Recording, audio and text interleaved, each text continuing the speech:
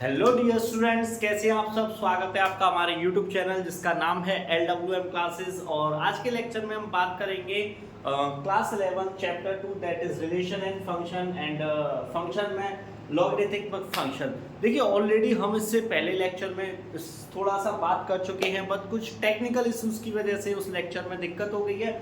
सो एक बार again go through कर लेते हैं, ठीक है बेटा। तो चलिए बेटा स्टार्ट करते हैं। देखिए मैंने आपको बताया था जो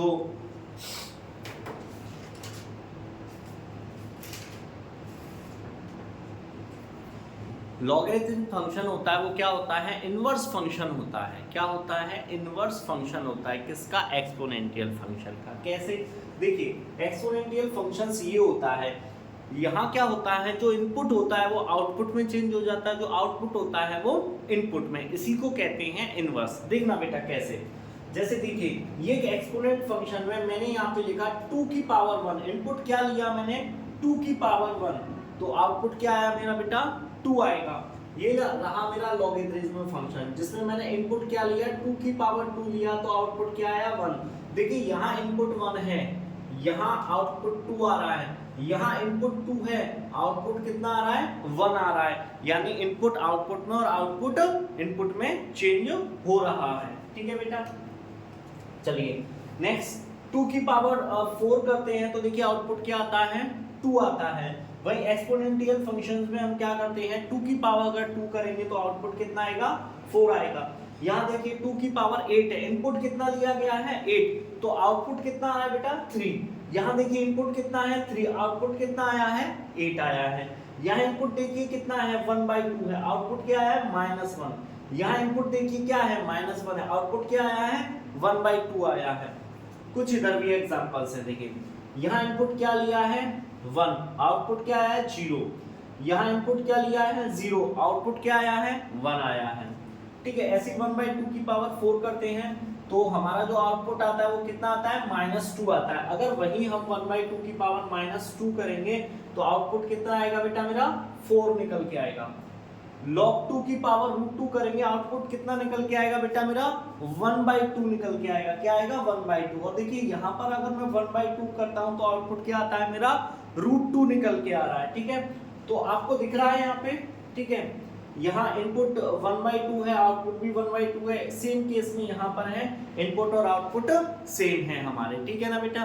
तो समझ में आ गया होगा कि क्या क्या इनपुट डाल सकते हैं और आउटपुट क्या आते हैं। तो सबसे पहले आउटपुट देखो आप। आउटपुट आपने देखे यहाँ पर ये पॉजिटिव इंटीजर्स है, नेगेटिव में आ गया, ये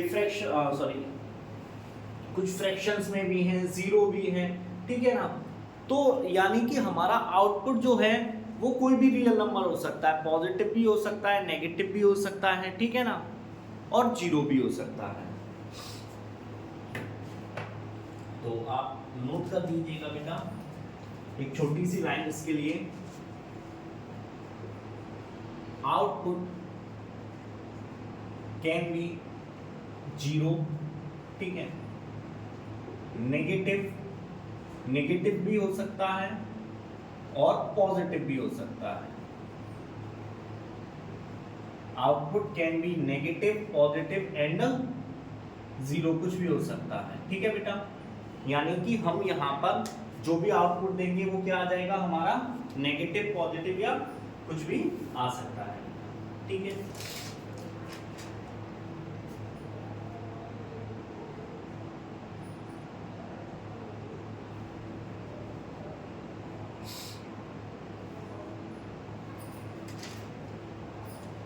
ठीक है बेटा, यहां तक समझ में आया।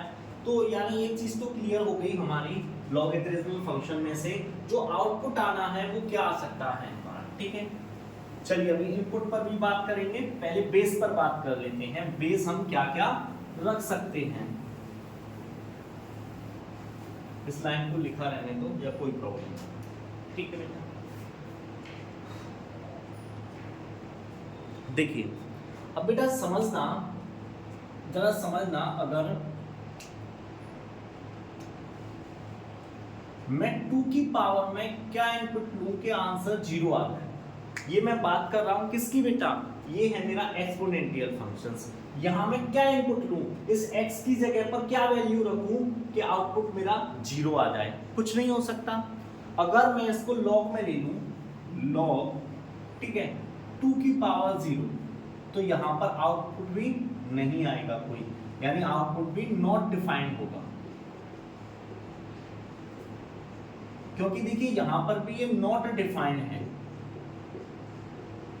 देखो आप 2 की पावर कुछ भी रख लो, आप 2 की पावर 0 रखोगे क्या आंसर आएगा 1, 2 की पावर 1 रखोगे 2 आएगा, 2 की पावर नेगेटिव रखोगे, सपोज दैट आपने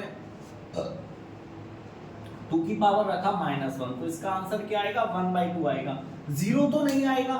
यानी कभी भी एक्सपोनेंशियल फंक्शन में मैं 2 की पावर कुछ भी रख दूं, क्या उसका आंसर 0 आ सकता है? क्या आप एक कोई भी इंटीजर है, पॉजिटिव इंटीजर, उसकी पावर कुछ भी रख लीजिए xyz, क्या आप 0 ला सकते हो? कभी नहीं हो सकता। तो यानी ये क्या है, नॉट डिफाइंड।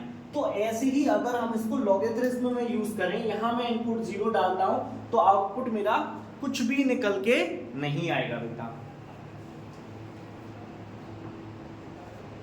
ठीक है। तो देखिए एक चीज यहां से हमें पता चली, क्या पता चली, नो नेगेटिव इनपुट, ठीक है। एक चीज पता चली हमें कि यहां से कोई भी नेगेटिव नहीं बेटा, 0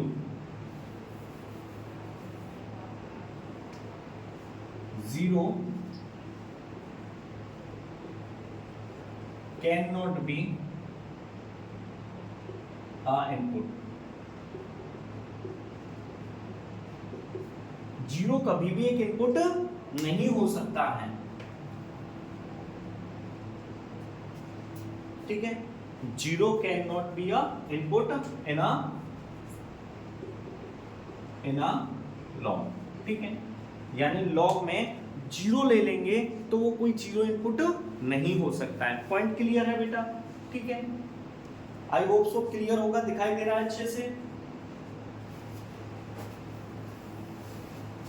अब देखिए बेटा, जैसे मैं 2 की पावर कुछ भी रखूं, क्या इसका आंसर -4 हो सकता है? आप कोई भी नेगेटिव पावर रख लीजिए 2 की, पॉजिटिव पावर रख लीजिए, कोई भी नेगेटिव इंटीजर ले लीजिए, पॉजिटिव इंटीजर ले लीजिए, क्या मैं इस x की कोई भी वैल्यू रखने पर आंसर 4 ला सकता हूं? नहीं आ सकता ना बेटा, कभी नहीं आ सकता। ऐसा कभी नहीं हो सकता कि मैं अगर 2 की पावर कुछ भी रखूं आंसर -4 नहीं आएगा। देखिए मैंने 2 की पावर 2 रखा तो आंसर कितना आ गया 4। अगर 2 की पावर -2 रखता हूं तो मेरा आंसर क्या हो जाता है बेटा 1/4 हो जाएगा, ठीक है। -4 कभी नहीं आ सकता। देखिए हम कभी भी किसी चीज की पावर कुछ भी रख लें, ठीक है ना, समझ रहे हो बेटा, ठीक है।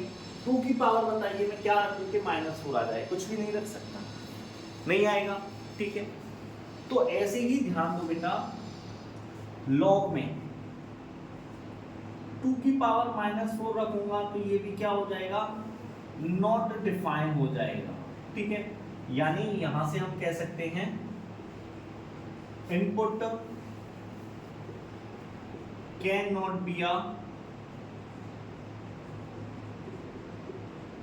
नेगेटिव नंबर, ठीक है। यानी क्या है, हमारा आउटपुट तो हमें पता चल गया, आउटपुट क्या है, 0 भी हो सकता है, नेगेटिव भी हो सकता है, पॉजिटिव भी हो सकता है। बट जो इनपुट है, इनपुट एक तो 0 नहीं हो सकता, ठीक है। दूसरा इनपुट क्या नहीं हो सकता, input can not be a negative number, यानी कि कोई नेगेटिव नंबर भी इनपुट नहीं हो सकता है। आई होप सो क्लियर होगा बेटा ये पॉइंट। चलिए बेटा इरेज करते हैं इसे।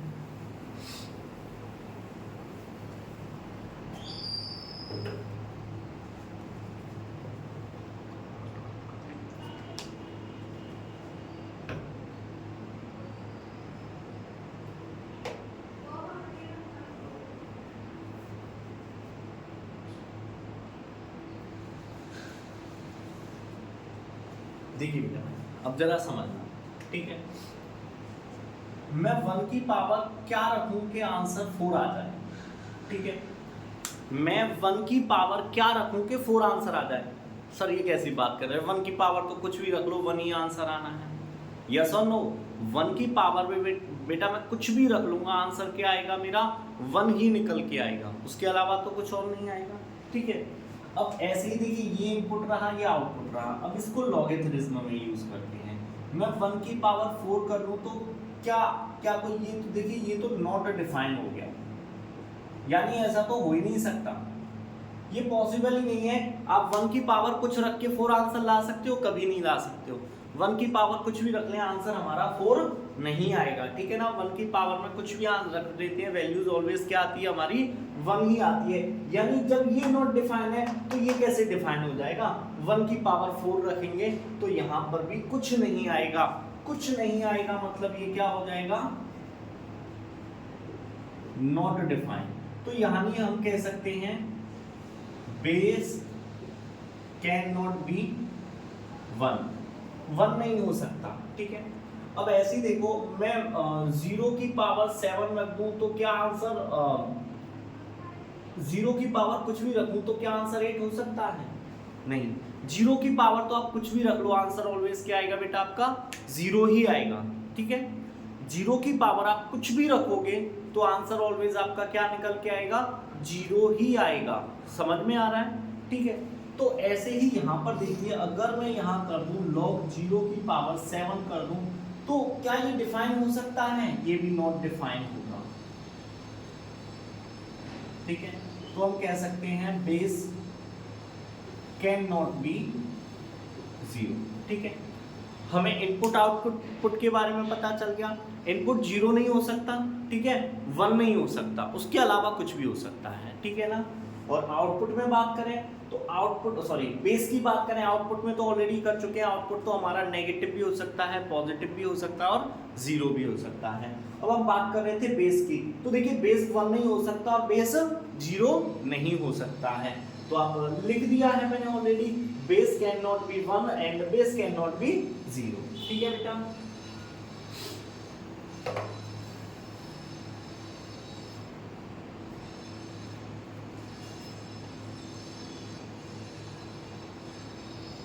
ठीक है, तो चलिए इसके डोमेन और रेंज लिखते हैं, यानी डोमेन ऑफ फंक्शंस क्या क्या हो सकते हैं यहाँ पे देखिए 0 से इनफाइनाइट, 0 इंक्लूडेड नहीं है इसमें। और रेंज ऑफ फंक्शंस क्या हो सकती है, यानी आउटपुट की बात करें तो ये माइनस इनफाइनाइट से प्लस इनफाइनाइट तक हो सकते हैं। आई होप सो क्लियर होगा बेटा। डोमेन रेंज पता चल गई हमें बेस के बारे में, यानी इनपुट आउटपुट ये डोमेन रेंज होते हैं आपके, ठीक है। बेस के बारे में पता चल गया। अब 1 पॉइंट रह जाता है, वो क्या रह जाता है बेटा आपका ग्राफ, ठीक है। क्या रह जाता है आपका ग्राफ।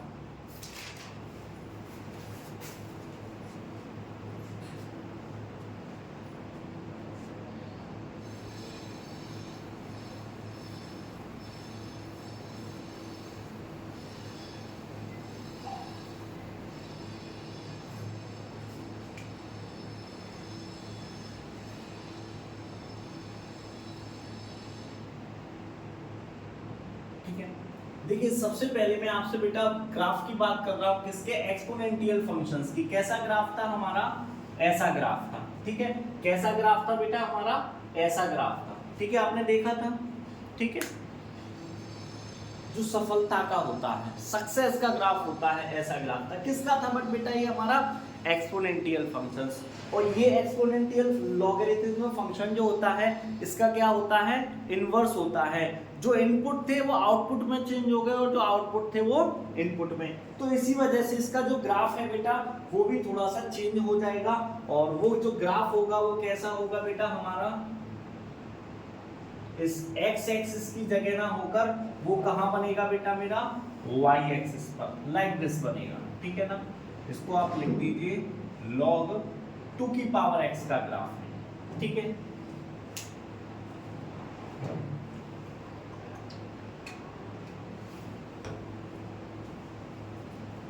ठीक है बेटा, आप y बराबर लिख दीजिए या तो इसको। ये कब बनेगा, जब a की वैल्यू होगी ग्रेटर देन 1, ठीक है। और a की वैल्यू लेस देन 1 होगी तो बेटा यही ग्राफ कैसा बनेगा आपका, यहां बना देते हैं छोटा सा ग्राफ, ठीक है। ये ग्राफ तब आपका बनेगा बेटा लाइक दिस। ये किस कंडीशन में बनेगा? When a is less than 1, ठीक है।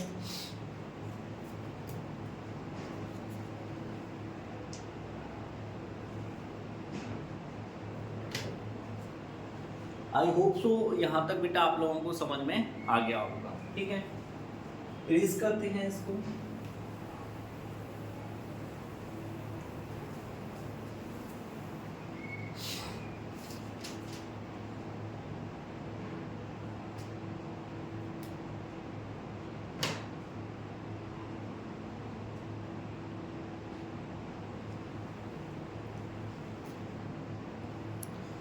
चलिए बेटा नेक्स्ट बात करते हैं ग्रेटेस्ट इंटीजर फंक्शन, ठीक है।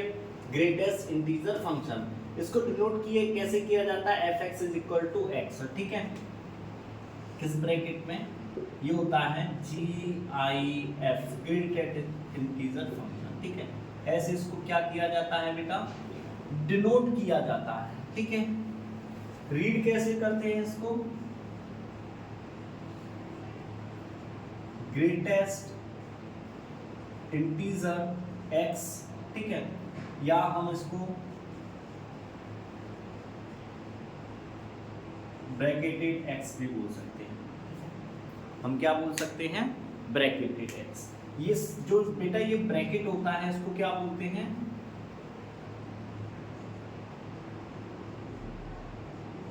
Square bracket. और ये क्या है? हमारा एक इंटीजर, ठीक है बेटा।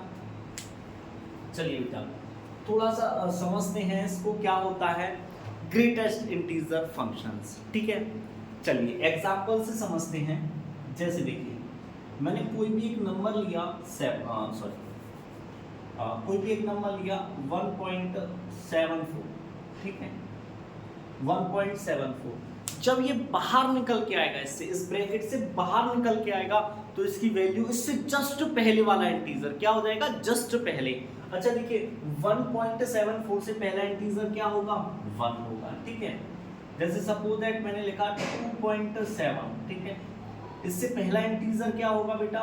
2 होगा। क्या होगा? 2 होगा। सपोज दैट मैंने लिखा -3.5, इससे जस्ट पहला इंटीजर क्या होगा? 4 होगा। देखिए मैं आपको नंबर लाइन से समझाता हूँ, जैसे थोड़ा सा नंबर लाइन से समझ, ठीक है। ये होता है 0, ठीक है। ये होता है 0, ठीक है। ये हो गया 1 2 3 4, 1 2 3 4।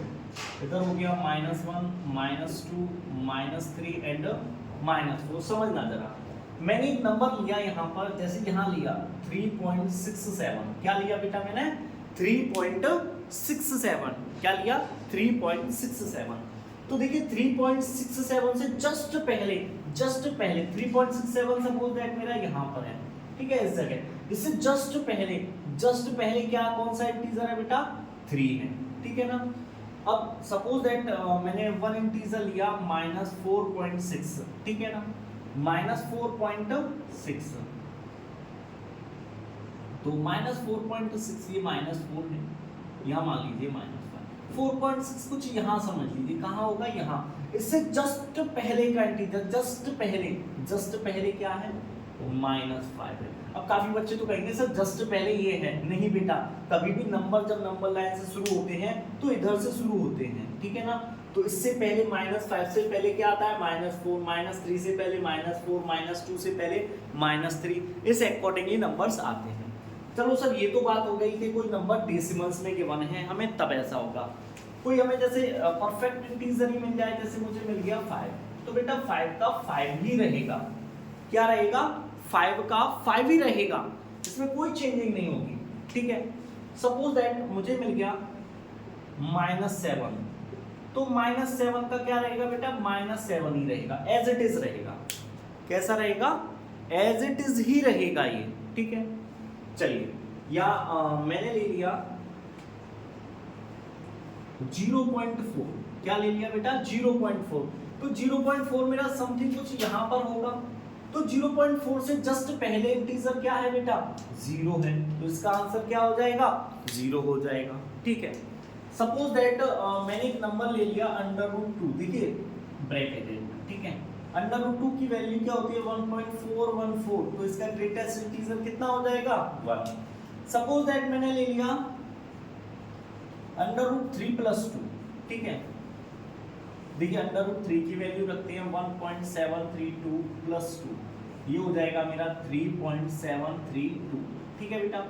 और इससे जस्ट पहला इंटीजर क्या होगा बेटा मेरा, क्या हो जाएगा जस्ट पहले, थोड़ा पहले, तो 3.732 से पहले कौन सा इंटीजर आएगा बेटा 3 आएगा। कौन सा इंटीजर आएगा 3। तो हम कौन सा इंटीजर देखते हैं, जो भी नंबर्स गिवन है उससे जस्ट पहला। अगर कोई परफेक्ट इंटीजर है तो परफेक्ट इंटीजर जैसे रहता है एज इट इज आपका आ जाता है। आई होप सो क्लियर होगा आप लोगों को, ठीक है, समझ में आ रहा है ना, ये पॉइंट क्लियर होगा आई होप सो। हमने इंटीजर देखिए ये लिए हमने इनपुट, ये आ गए हमारे आउटपुट। तो देखिए इनपुट तो मेरे देखिए यहाँ पर कोई भी रियल नंबर्स हो सकता है, ठीक है, रूट में भी वैल्यूज हैं, कोई भी वैल्यूज हो सकती हैं, ठीक है ना बेटा।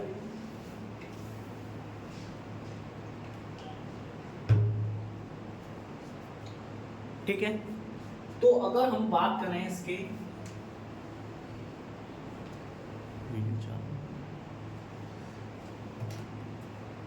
अगर देखिए मैं बात करूं बेटा डोमेन ऑफ फंक्शंस की, ठीक है, तो ये तो क्या हो जाएंगे माइनस इनफाइनेटिव टू प्लस इनफाइनेटिव होंगे, ठीक है। वही मैं बात करूं रेंज ऑफ फंक्शन की, तो ये क्या है बेटा हर वैल्यूज में एक इंटीजर निकल के आया है, तो आउटपुट क्या है देखिए इनपुट तो मेरे कोई भी नंबर्स हो सकता है, ठीक है ना, तो माइनस इन्फिनेटिव से प्लस इन्फिनेटिव कोई भी नंबर्स हो सकता है, बट आउटपुट में आप देखो तो मेरे पास सिर्फ क्या निकल के आए हैं, सिर्फ इंटीजर्स ही आए हैं। क्या आए हैं बेटा, सिर्फ इंटीजर्स ही निकल के आए हैं। मैं यहाँ पर जरूरी नहीं है यही लिखूं, मैं यहाँ पर आर भी लिख सकता हूँ, क्योंकि ये किसके लिए है बेटा रियल नंबर्स के लिए, तो ये भी हो सकता है ये भी हो सकता है। Domain of function minus infinity से प्लस इन्फिनिटी बोल लो या रियल नंबर्स में बोल लो, बट जो आउटपुट है वो मेरे कैसे हैं इंटीजर्स ही हैं, सारे के सारे क्या है बेटा इंटीजर्स ही हैं, ठीक है, समझ में आ रहा है ना, ठीक है। चलिए तो ये तो आप लोगों को आई थिंक सो क्लियर होगा, ठीक है। देखिए चलिए इरेज करते हैं इसको।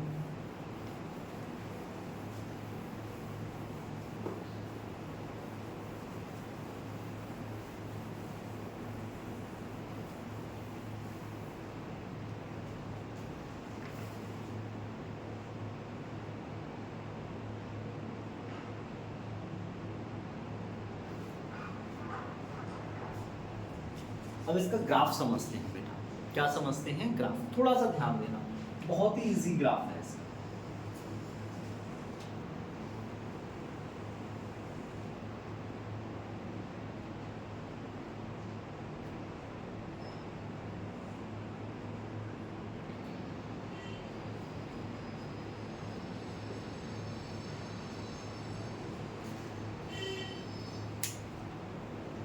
देखिए बेटा जरा समझना, मैंने एक वैल्यू पुट की यहाँ पर 0.3, ठीक है, तो इसका आउटपुट क्या आएगा बेटा 0 ही आएगा। मैंने किया 0.99, तब भी इसका आउटपुट क्या आएगा 0।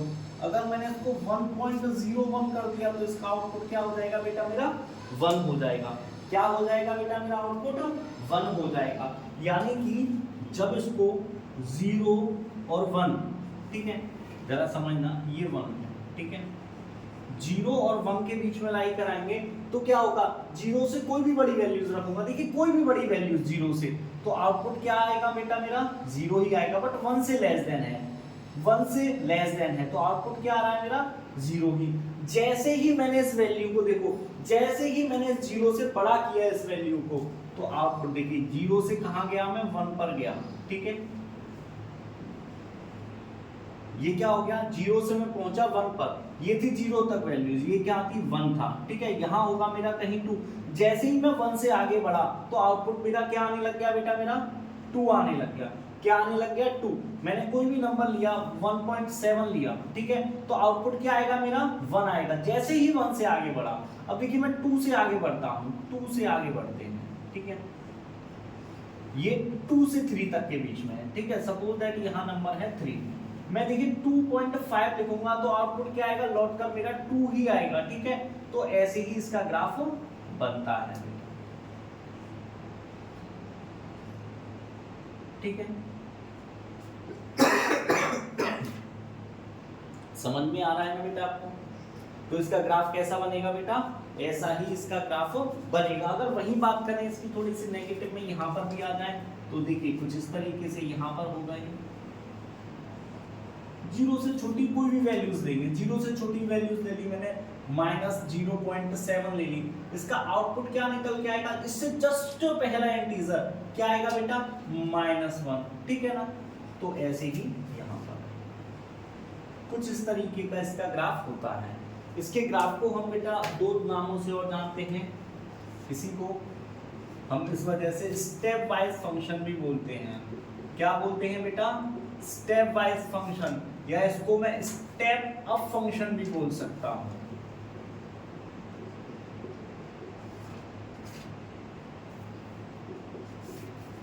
ठीक है। स्टेप वाइज फंक्शन बोल सकता हूं या स्टेप अप फंक्शंस बोल सकता हूं, ठीक है बेटा।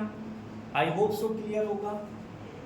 चलिए अब इसकी कुछ प्रॉपर्टीज हैं वो और पढ़ लेते हैं बेटा, इसकी कुछ प्रॉपर्टीज हैं उनके बारे में पढ़ लेते हैं।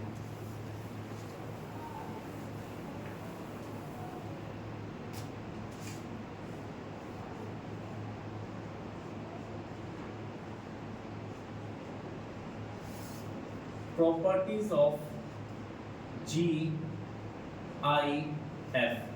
ग्रेटेस्ट इंटीजर फंक्शंस की कुछ प्रॉपर्टी हैं वो पढ़ेंगे बेटा अब हम।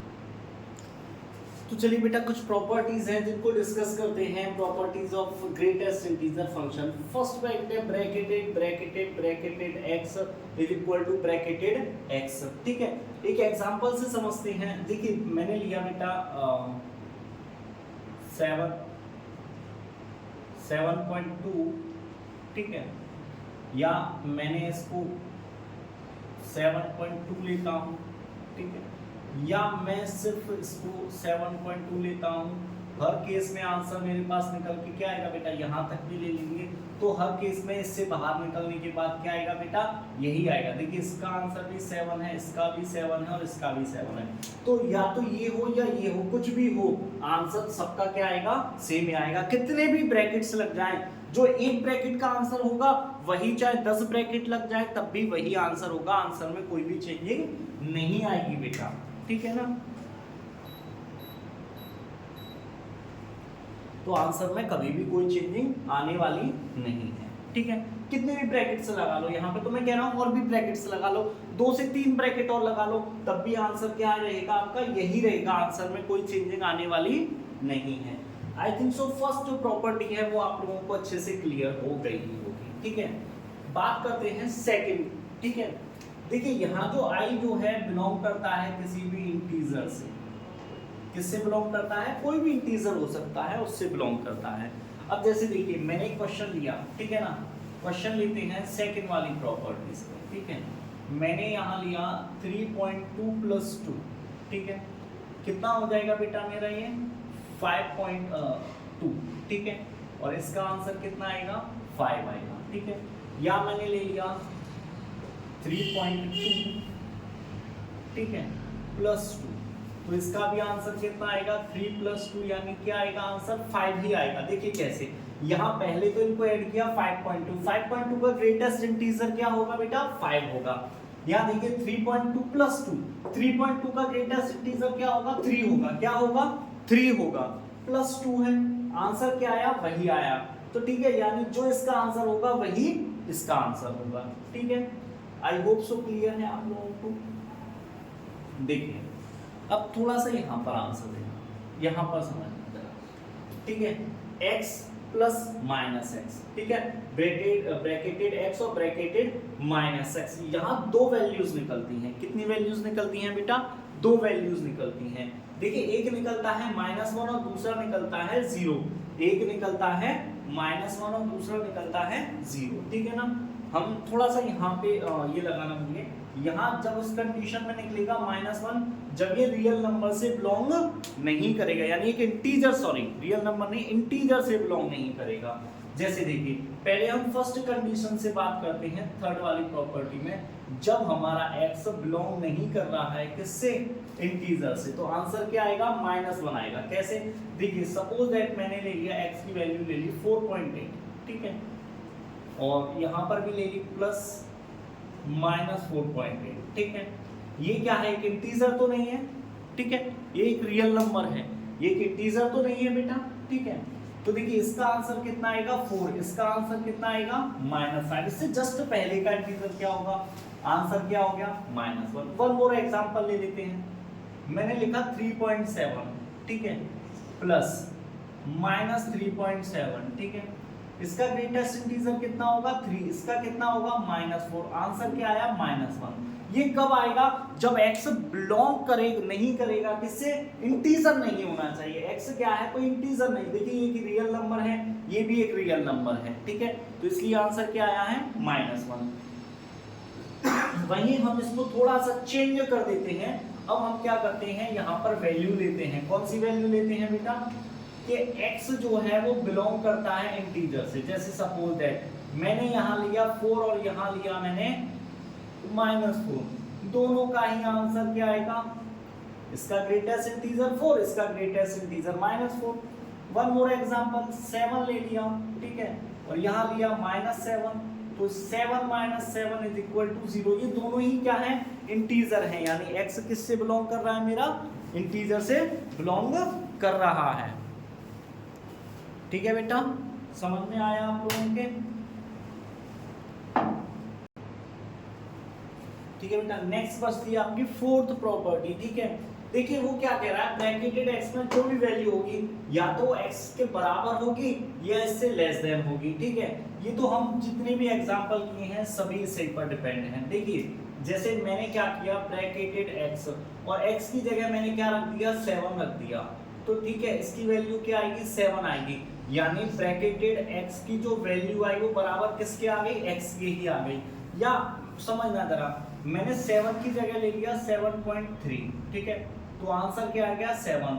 तो यानी कि जो ब्रैकेटेड x की वैल्यू आई वो लेस देन x से रही, क्योंकि x की वैल्यू कितनी थी बेटा, 7.3, और क्या निकली है इसका आंसर जो निकल के आया, वो क्या निकल के आया, 7 आया।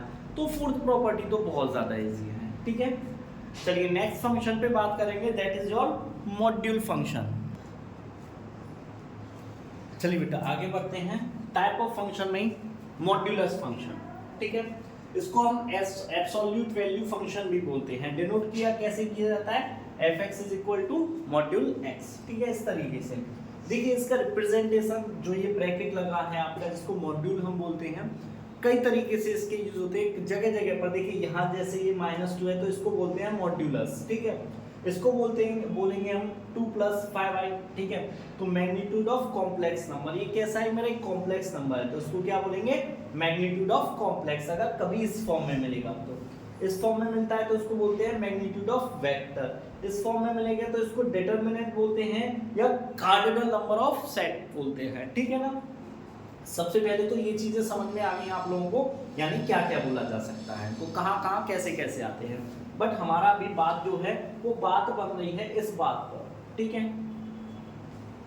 चलिए तो हम मॉड्यूलस पे बात करते हैं अभी सिर्फ, ठीक है।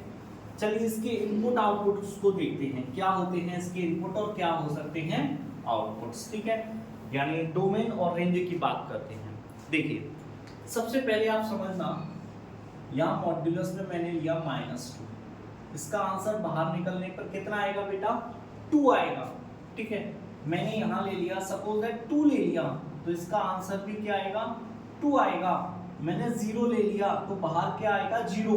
यानी आपने देखा होगा मॉड्यूलस को बाहर निकलने के बाद सारे के सारे नंबर्स कैसे होते जा रहे हैं, पॉजिटिव। देखिए पॉजिटिव का तो पॉजिटिव रहेगा ही, 0 है उसका 0 हो गया, ये नेगेटिव नंबर था ये पॉजिटिव कैसे हो गया, जरा समझना बेटा। जैसे मैंने लिया आपके लिए -7 मॉड्यूलस में, ठीक है, तो इसकी वैल्यू आ गई 7, ये कैसे आई, तो देखिए क्या करते हैं, जब नेगेटिव का कोई भी नंबर बाहर निकालते हैं तो पहले माइनस लगाओ, उसके बाद जो भी नंबर है उसको लगाओ, तो माइनस और माइनस क्या हो जाता है बेटा, मेरा प्लस हो जाता है।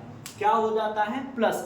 सिर्फ ऐसा किस केस में होगा, जहां माइनस का साइन लग रहा होगा वहीं पर हम क्या लगाएंगे, माइनस लगाएंगे, ठीक है ना बेटा।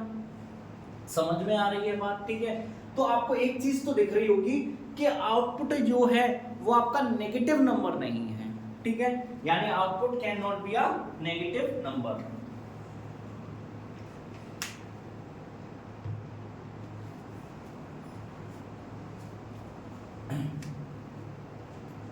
यानी कि हम यहां से बात करें तो एक चीज कर सकते हैं, आउटपुट कैन बी अ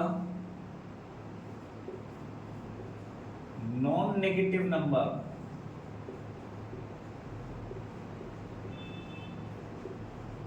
ठीक है, यानी आउटपुट क्या है हमारा, ठीक है, कोई भी नेगेटिव नंबर हो सकता है, कोई भी नेगेटिव नंबर नहीं होगा, जीरो है और पॉजिटिव में है सारे के सारे नंबर्स, ठीक है, यहाँ से। चलिए बेटा ये वैल्यूज तो आपको समझ में आई, कुछ और वैल्यूज पर बात करते हैं, ठीक है। अभी इन्हीं में ही वैल्यूज और रख के देखेंगे, सिर्फ इतने से समझ में नहीं आएगा, ये तो हमने परफेक्ट वैल्यूज ले ली हैं, अब कुछ रियल नंबर्स रख के देखते हैं, ठीक है ना बेटा, उनकी क्या आंसर्स आए, देखिए जरा समझना बेटा। मैंने यहां रखा √2+1, ठीक है, √2+1, ठीक, तो इसको जब मैं मॉड्यूलस से बाहर निकालूंगा ये √2+1 ही रहेगा। सर ऐसा कैसे हो सकता है, ठीक है, ऐसा कैसे हो सकता है, तो ऐसा ऐसे इसलिए होगा बेटा क्योंकि ये क्या है, मेरा एक पॉजिटिव नंबर है, ठीक है। या देखिए अब मैं सपोज दैट √2+1 को रखता हूं, तब भी मेरा आंसर क्या, सॉरी -1 रखती है, ठीक है, तब भी मेरा आंसर क्या रहेगा, यही रहेगा। सर ऐसा क्यों हुआ, ठीक है, अब जरा समझना, मैं जो समझाना चाहता हूँ, देखिए √2 की वैल्यू कितनी होती है बेटा, 1.414, ठीक है, तो जरा यहाँ पर वैल्यूज रखते हैं, 1.414 -1, तो 0.414 ये कैसी वैल्यू है मेरे पास, पॉजिटिव वैल्यू है, तो पॉजिटिव का पॉजिटिव ही बाहर आ जाता है, ठीक है, पॉजिटिव का पॉजिटिव ही बाहर आ जाता है, एज इट इज पॉजिटिव का पॉजिटिव बाहर आ जाता है, ठीक है बेटा। अब देखिए यहाँ पर थोड़ा सा चेंजिंग करके लिखते हैं इसको, देखिए सपोज दैट अब मैंने लिख दिया √2 - 2, ठीक है, मॉड्यूलस √2 - 2, जब इसको बाहर निकालेंगे तो यहाँ नेगेटिव का साइन लग जाएगा और ये हो जाएगा √2 - 2, या मैं इसको क्या लिखूंगा 2 - √2, ये इसका आंसर होगा। सर ये कैसे हो गया, तो समझना जरा बेटा, देखिए यहाँ √2 की वैल्यू रखी 1.414 -2, ठीक है, तो वॉट एवर द वैल्यू दी, देखिए ये -2 से तो छोटा नंबर है, यानी ये जो वैल्यू है मॉड्यूलस के अंदर वो कैसी वैल्यू है, नेगेटिव, और जब कभी भी कोई नेगेटिव वैल्यू होती है तो उसके आगे जब हम बाहर निकालते हैं माइनस का साइन रखते हैं और इस वजह से वो वैल्यू चेंज हो जाती है, तो ये ऐसी वैल्यूज हो गई, ठीक है। अब आपको दिख रहा होगा कि इनपुट जो है मेरा 0 भी था, पॉजिटिव भी है, नेगेटिव भी है, यानी इनपुट तो मेरा कोई भी रियल नंबर हो सकता है, ठीक है, तो यहाँ एक पॉइंट और लिख लीजिएगा, input can be any real number, ठीक है, इनपुट कोई भी एक मेरा रियल नंबर हो सकता है, ठीक है, बट आउटपुट कैसा होगा मेरा, 0 या कोई पॉजिटिव नंबर, ठीक है। तो domain of function and range of functions आप लोगों को समझ में आ गए होंगे बेटा, क्या क्या होते हैं, देखिए डोमेन ऑफ फंक्शंस की बात करते हैं। सबसे पहले डोमेन ऑफ फंक्शंस क्या होगा बेटा मेरा, -इनफाइनेटिव टू +इनफाइनेटिव कुछ भी हो सकता है, और वहीं रेंज ऑफ फंक्शंस की बात करें तो रेंज ऑफ फंक्शन मेरा 0 हो सकता है और पॉजिटिव में कहीं पर भी हो सकता है, ठीक है ना।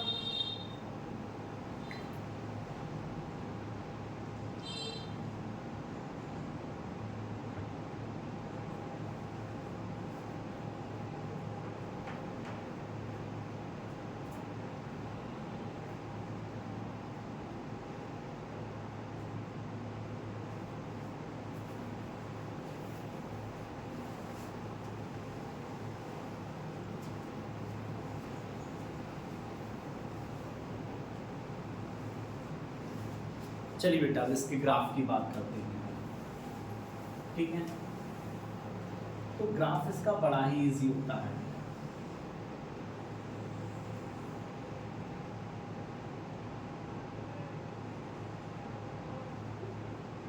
देखिए मैंने 0 वैल्यू पुट की, ठीक है। इनपुट क्या रखा, 0 रखा, तो आउटपुट मेरा क्या आएगा 0। इनपुट 1 रखूंगा आउटपुट 1 आएगा, इनपुट 2 रखूंगा आउटपुट 2 आएगा, इनपुट 3 रखूंगा आउटपुट 3। तो ऐसे करके जो इनपुट रखूंगा वही मेरा आउटपुट आएगा पॉजिटिव में, तो ठीक है ना बेटा। और अगर ये तो हो गया मेरा y बराबर x पर, और यही नेगेटिव में ले लेते हैं तो ये हो जाएगा y बराबर -x, ठीक है ना। मैं -1 रखूंगा इनपुट, आउटपुट क्या आएगा 1 आएगा, पॉजिटिव में 1 आएगा। y की वैल्यू क्या आएगी देखिए, जैसे समझना, मैंने यहाँ रखा -1, ठीक है, आउटपुट क्या आया 1, -2 रखा, आउटपुट क्या आया 1। आउटपुट क्या होते हैं y की वैल्यूज, ये किसकी होती है x की। तो 1, -1, अगर देखिए मैंने यहाँ 0 रखा तो क्या आएगा 0, तो 0, 0 तो यहाँ आएगा। x की वैल्यू रखी मैंने -1 तो यहाँ +1 पर आएगा, तो इस जगह आएगा, ठीक है ना।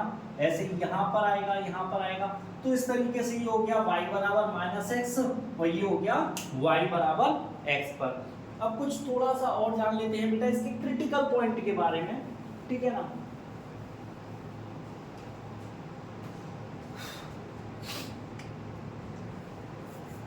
जैसे देखिए मुझे मॉड्यूल में x मिला, मुझसे पूछा गया इसका क्रिटिकल पॉइंट क्या होगा। क्या यहाँ इसके साथ कोई भी इंटीजर है, नहीं है, नहीं है, तो इसका क्रिटिकल पॉइंट क्या हो जाएगा बेटा मेरा, इसका 0 हो जाएगा। मेरे पास आ गया x -2, यहाँ क्या है बेटा मेरे पास, इंटीजर क्या है मेरे पास 2 है, क्या है बेटा मेरे पास 2 है, तो इसका क्रिटिकल पॉइंट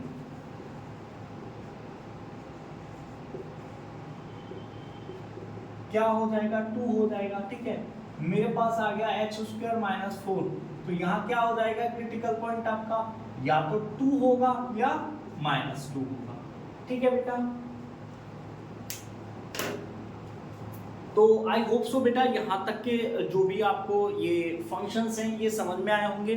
कुछ थोड़े से फंक्शंस और रह गए हैं जिनको हम नेक्स्ट लेक्चर में डिस्कस करेंगे, ठीक है ना बेटा। आई होप सो अच्छे से आप लोगों ने समझ लिया हो गया। नोट्स बेटा साथ के साथ बनाते चलें, नोट्स बनाना बहुत ज़रूरी है। इंपॉर्टेंट चीज़ें क्या होती हैं किसी भी फंक्शन की, इनपुट क्या होंगे और आउटपुट क्या होंगे, मीन्स डोमेन ऑफ फंक्शंस क्या होगी एंड रेंज ऑफ फंक्शंस क्या होगी। थर्ड होता है उसका ग्राफ, ठीक है ना। यहाँ पर भी हमने ग्राफ किया है, ठीक है। अभी हम इन पर क्वेश्चंस करेंगे जब ये इंट्रोडक्शन वाला पार्ट खत्म हो जाएगा, तो हर पॉइंट पर हम पहले कुछ एग्जांपल्स को करेंगे, after that we will start the exercise, ठीक है ना बेटा। बट आप लोग नोट्स अच्छे से बनाते चलिए और एक भी लेक्चर मिस नहीं करना है। कोई बच्चा डायरेक्टली 3rd नंबर या 4th नंबर का लेक्चर देखता है या 2nd से देखता है, तो बेटा मैं यही कहना चाहूँगा पहले लेक्चर से देखें सो दैट को आपको अच्छे से समझ में आए, ठीक है ना बेटा। आई होप सो जो मैं कहना चाहता हूँ आप लोगों को समझ में आ रहा होगा। अब ये वीडियो बेटा आप लोगों को लगी हो तो थम्स अप दबा दें, जल्दी से वीडियो को लाइक करें, चैनल को सब्सक्राइब करें और अपने दोस्तों के साथ शेयर करें। हैव अ नाइस डे बेटा।